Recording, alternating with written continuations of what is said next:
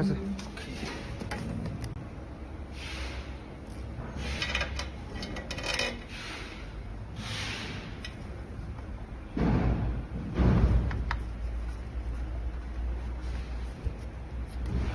好，将这两边的保护塞给它塞好，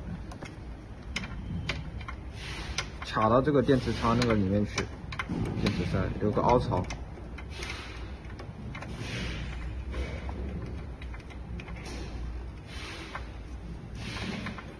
然后接上我们的插头，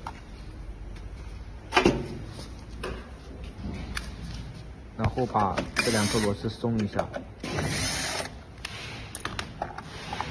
把线塞到里面去。注意啊，不要压到线，然后给这两个螺丝拧紧。